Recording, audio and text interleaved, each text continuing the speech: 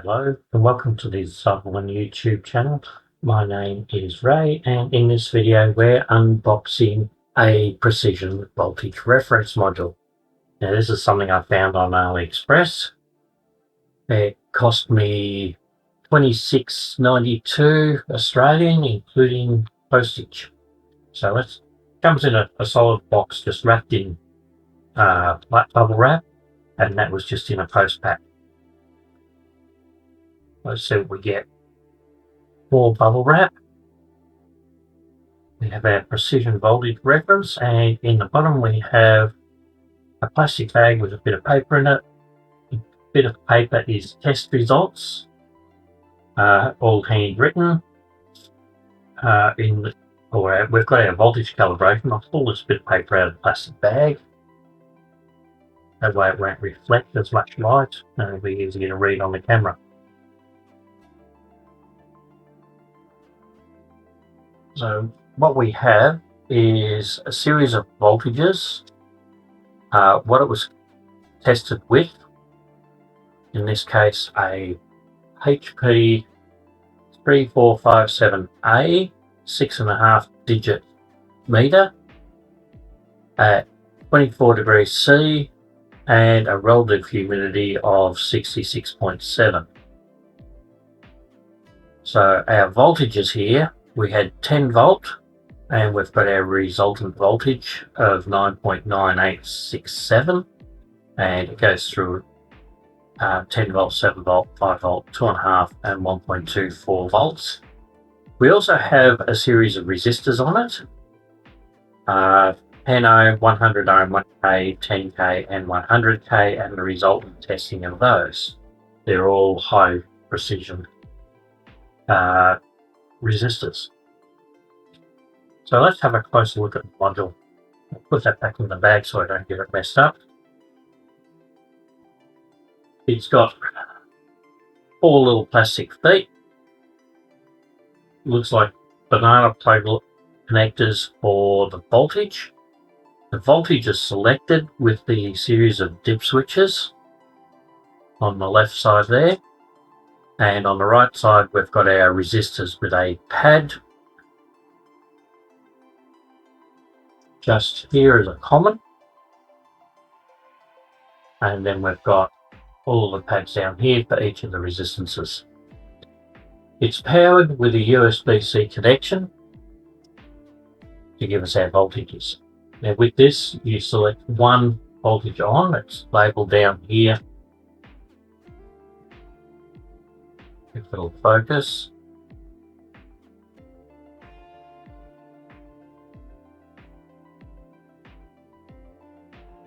And it's not going to focus for me today, but each of these switches has a voltage labelled on it.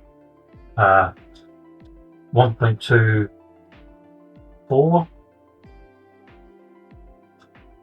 2.5, 5, 7.5 and 10 volt respectively, and we've got the resultant voltages on our list.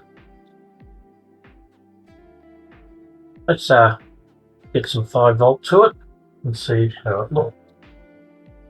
So we've got a green light that comes up, and so we should have 1.24 volts across those two terminals now. Now I've got a series of multimeters that I've opened recently or unboxed recently, so we might bring those out one at a time and actually test and see how they go. I have been on the search for a good, relatively cheap multimeter that I can recommend for beginners in robotics that have most of the features that you're likely to need when studying robotics. So let's grab our first meter and test it out. Okay, so this is the first meter I'm going to test with. It's the Aneng SC02 Smart Digital Handheld Multimeter, and there's a link to the unboxing in the description below. So let's just open it back up again.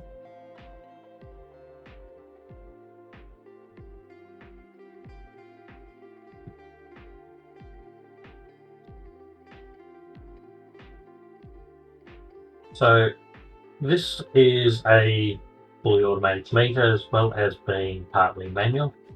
So you can switch it from fully auto to manual. I'm just untangling the leads.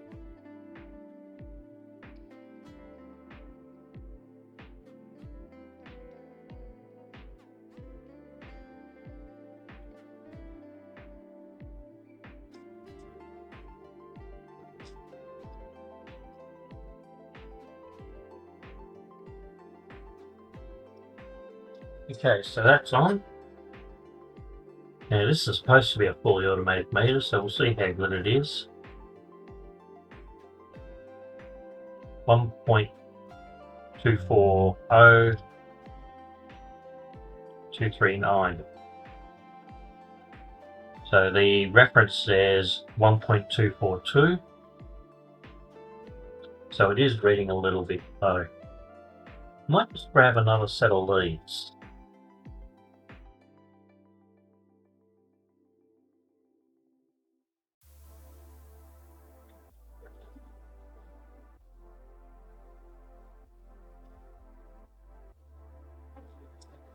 With that connected in, this is a lead to banana lead type connection, and it's reading 1.24, 1.239. So it's a fraction low according to the calibration on it. So let's change to a different voltage.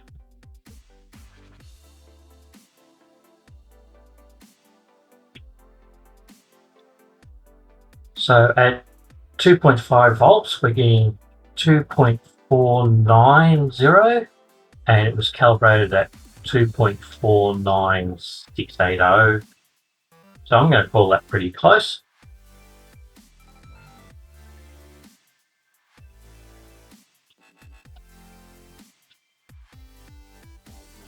Alright, so this is set at 5 volt. I'm getting 4.977.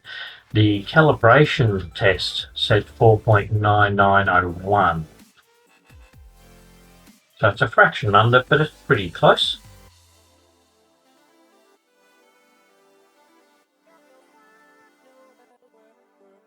On 7.5 volts, we're getting 7.471. The calibration reference was 7.4888.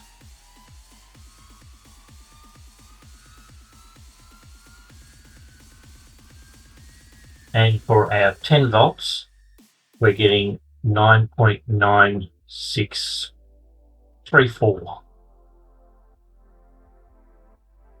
And the reference was 9.9867. So it's reading a fraction low on most of the readings, but in general, it's pretty close. All right, for our resistance, I'll just set that back down to the minimum.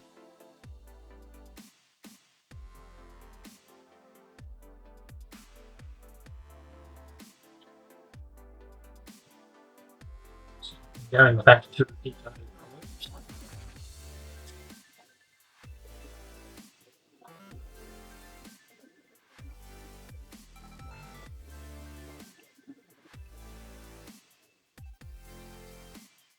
for 10 ohm,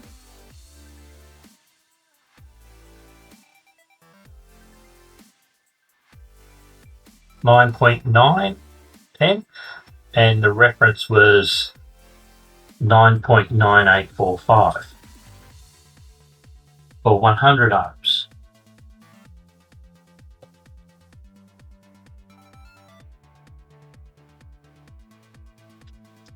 $99.983 is the reference, and we're getting 99.8. So I'm going to call that pretty good. Alright, for the 1K, the reference says 1.00007, and this is coming up as 0.998. The 10K, 9.97. the reference was 10.0015. And for 100k, the reference was 100.099, and this is coming back as 99.8. So it's reading a little bit on the low side on the resistor calibration, but it is still very close. So this has turned out to be good on its voltage, quite reasonable on its voltage, and also quite reasonable on the resistance. The only thing I've got a quibble with it is its sensitivity to a waveform for frequency. It's probably not sensitive enough in my opinion, but for most jobs it's not a bad little meter. I did note that the backlight will come on as a red colour when connected to higher AC voltages, such as 240 volts. I'm not sure what voltage it actually switches to the red background, but I think it's a good safety indication that you are dealing with live dangerous voltages. Alright, put this one away and try our next meter. Okay, next on the list is the B-side U0. Now this is a fork meter, and I've been giving it a trial at work just to see how well it performs. It does a reasonable job, but because of its auto changing and auto configuration, I don't actually trust it enough to use it as my daily driver. I prefer the meter I'll look at next, which is the UT21E. Sorry, 210E. Both those meters are 100 amps, but the other one is more of a manual meter. So let's turn this one on and test it out. So it is a full auto. I can't tell it what mode to go into like I could the previous meter. And this is showing 1.246 and the reference was 1.242. So that's still very close. I'm quite happy with that.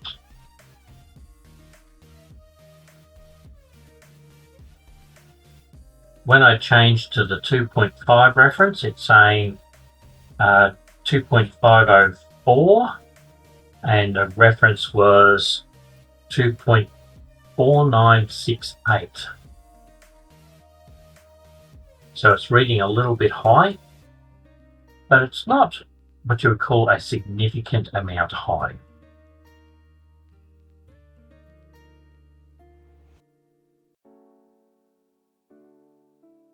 Okay, 5 volts, showing me 5 volts, and the reference was 4.9901. So this is 0.009, we'll say, out. That's not a lot to be out by. Not for a meter like this. That's actually very close.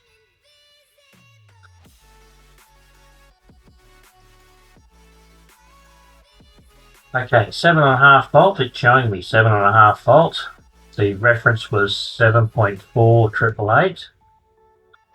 So at best you could say it's out by 0.02.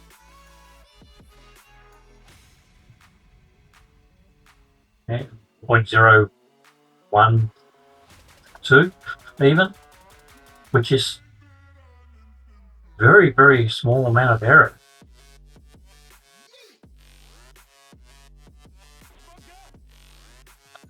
And at 10 volts, we should be getting 9.9867. We're getting 10. So again, it's out by 0.014, which is, you know, it's very, very low. It's one division of its smallest digit. So I'm going to call that good.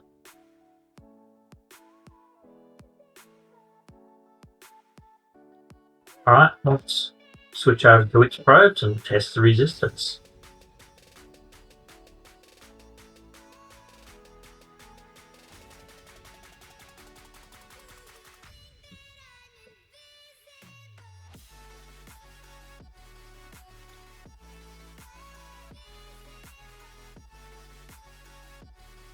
So 10 ohms.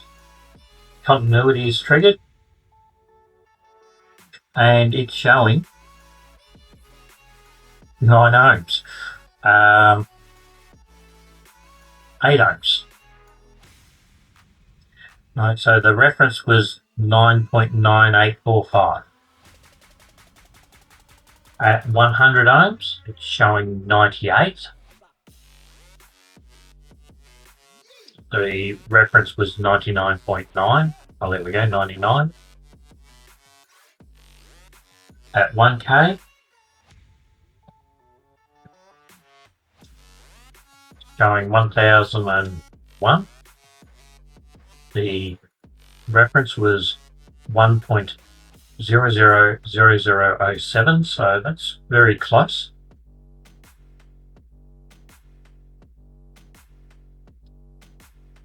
At 10K, we're seeing 10.04, and the reference was 10.0015. Again, very close. 100K, 100.5, and the reference was 100.099. Now, something to keep in mind when testing resistances, there will be a small amount of resistance between the tips of the probe that will vary from test to test and can account for some of the variation where it's greater than the test value. Where it's less than, it's going to be calibration within the meter. But all in all, it actually tested up quite well. While it's an interesting meter, I do have trust issues with it. I did have a case where I connected it to a 24 volt circuit that was live, and it was telling me there was a short circuit, as in continuity. Switching the leads around showed me the 24 volts. So that's where it leads me to trust issues. All right, let's try our next meter. Okay, so the next meter is the Unity UT210E. This is my daily driver from work. As an industrial electrician, I use this one all the time. So let's just switch it into volts. Now, one of the unique things about this meter is it always starts up in AC, whereas most meters start up in DC. So I'll switch it to DC.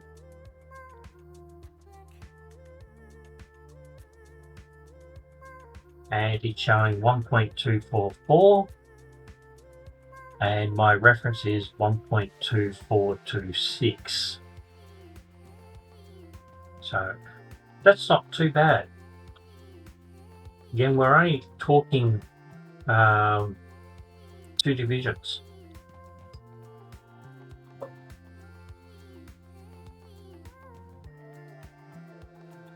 Right, at 2.5, it's showing 2.5. The calibration reference was 2.496.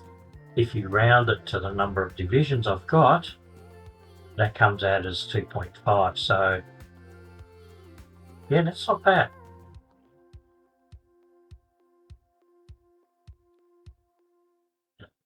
At 5 volts, it's showing 5.00. The reference was 4.9901, so it's only 1 division out.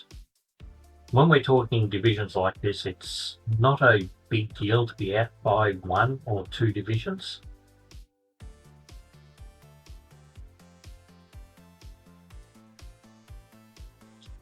At 7.5 volts, it's showing 7.5 volts.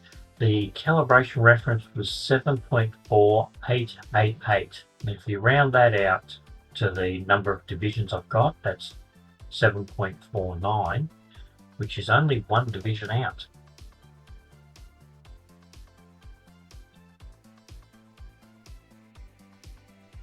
and at 10 volts it's showing 10.01. The reference was 9.9867.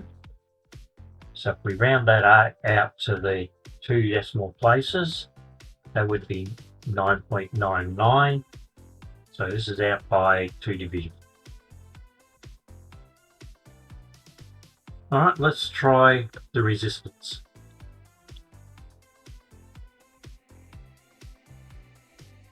Just back down to 1.2. These are the probes that came with it.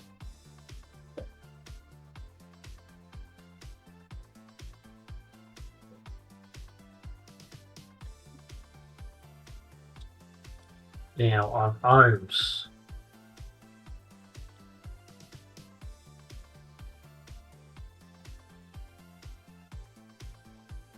and 10 ohms, it's showing 9.9. Our reference says 9.9845. So if you round up, it's out by 1 division. But it's reading very close to the calibration. At 100 ohms, 99.8, and our reference says 99.98. That's pretty good. At 1K, it's saying 0.999. And our reference is 1.00007. Again, only 1 division really.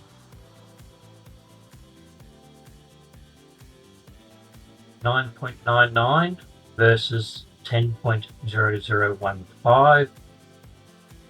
I'm going to call that 1 division of error. At 100K, it's saying 100.1 and our reference sample was 100.099. If you round that out, it's exactly the same. So this meter I've been using for some time. This is actually my second one of these. My first one eventually failed with the connection internally, but that was after about 8 years of hard use in industrial fault finding. It goes up to 100 amps and it's got a very high capacitance reading, which is handy if you're looking at power factor correction capacitors on an industrial site. This is still my favourite meter. The results of that shows all the meters are reasonably close in what they were reporting, within a few divisions. I think the worst I had was 4 divisions of error across 4 different meters I tested it with, which shows, reasonably modern meters are generally pretty close to the mark. If I had a higher resolution meter, then we might see a little bit more errors in the divisions. Going forward, any new meters that I get, I will put through and test with this reference to make sure that they're okay. I would like to get a good frequency reference as well, eventually, so I can test all the meters with frequency. It's an interesting signal. Frequency and pulse width is a interesting measurement that is good when testing servos. And in a lot of our small robotics projects, we do use servos. Well, that'll do for this video. If you like these, click on like, subscribe, and ring that notification bell. It's a form of support that helps the channel a great deal and costs you absolutely nothing. If you'd like to support the channel further, I do have a Patreon and YouTube membership, and you can join my VIP patrons, Go Lucky and Siraj, my All Access patron, Jeff Jerd, and my Builder patrons, Al Morales 45 and Andrew Cadone, as well as my 2 YouTube members, Thomas McClellan and Bird Eye View, in supporting the channel. If you've got any questions, feel free to leave a comment below or drop into my Discord and ask a question there, and I'll do my best to answer. If I can't, someone else might be able to. And we'll see you on the next video.